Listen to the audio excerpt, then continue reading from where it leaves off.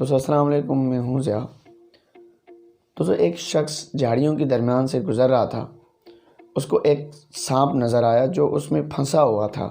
اس سانپ نے اس سے مدد مانگی تو اس نے ایک لکڑی کی مدد سے اس کو باہر نکالا۔ جیسے ہی باہر نکالا تو وہ سانپ اس کو ڈھنسنے لگا۔ تو اس شخص نے کہا کہ میں نے تو تیرے ساتھ نیکی کی ہے اور تو مجھے پھر بھی ڈھنس رہا ہے۔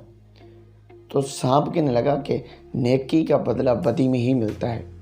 تو اس شخص نے کہا کہ چلو ہم فیصلہ کروا لیتے ہیں، اگر تو صحیح ہے تو ٹھیک ہے، تم ڈس لینا، اگر نہیں تو مجھے چھوڑ دینا۔ تو دونوں میں اتفاق ہوا اور دونوں ایک گائے کے پاس پہنچ گئے۔ گائے کو سارا حوال دیا اور گائے نے فیصلہ سناتے ہوئے سانپ کی حمایت کر دی۔ گائے کہنے لگی کہ جب میں جوان تھی، میں دودھ دینے کے قابل تھی، تو میرا مالک مجھے صحیح طرح سے چارہ بھی دیتا تھا، میرا صحیح طرح سے خیال بھی رکھتا تھا۔ لیکن اب جب میں بوڑھی ہو گئی ہوں، میں دودھ دینے کے قابل نہیں ہوں، تو اب مجھے وہ صحیح طرح سے چارہ بھی نہیں دیتا اور میرا صحیح طرح سے خیال بھی نہیں رکھتا۔ تو اس لیے نیکی کا بدلہ بدی میں ہی ملتا ہے۔ تو سانپ نے کہا کہ یہ تو فیصلہ میرے حق میں ہے، اب تو میں تجھے ڈھنسوں گا۔ تو اس آدمی نے کہا کہ ایک اور فیصلہ کروا لیتے ہیں۔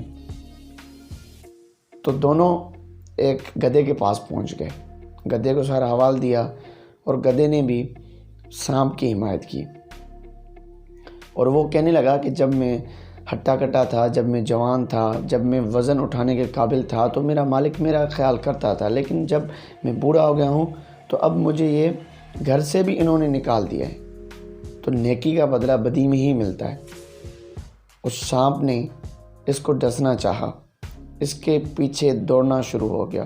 اس نے زوری اپنی جان بچائی اور پھر اس نے سانپ سے ریکویسٹ کی کہ یار ایک دفعہ اور فیصلہ کروا لیتے ہیں۔ سانپ راضی ہوگا کیونکہ دو فیصلے ان کے حق میں آ گئے تھے۔ یہ فیصلہ اگر اسی شخص کے بھی حق میں آ جاتا پھر بھی سانپ اس کو ڈھنس لیتا، کیونکہ دو فیصلے ان کے حق میں آ گئے تھے۔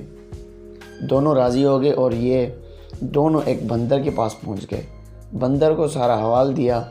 بندر بہت چالاک تھا۔ اس نے کہا کہ سنو، مجھے ان جھاڑیوں کے پاس لے کے چلو، اسی سانپ کو اسی جھاڑیوں میں پھینکو اور پھر اس سے نکالو، پھر میں فیصلہ کروں گا۔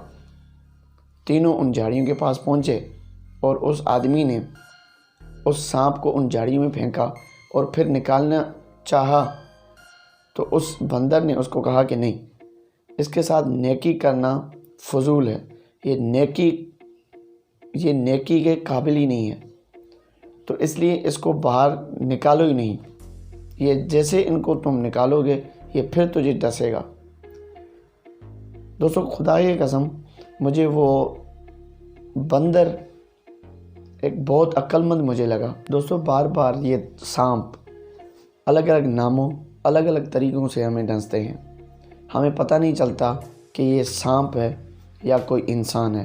ہم ان کے ساتھ اچھائی کا برتاؤ کرتے ہیں، ہم ان کے ساتھ نیکی کرتے ہیں، ہم ان کے ساتھ ہمدردی کرتے ہیں، لیکن ہم خود کو مشکل میں ڈال لیتے ہیں۔ آپ خود ان سانپوں سے دور رہیے، ورنہ آپ کو ہر طرح سے ڈس کر آپ کو مار دیں گے۔ دوستو سانپ ہی آدمی کو ڈس لے یہ ضروری تو نہیں، انسان ہی ڈس لیتے ہیں لفظوں میں زہر ڈال کر۔ آپ کا سننے کا بہت بہت شکریہ۔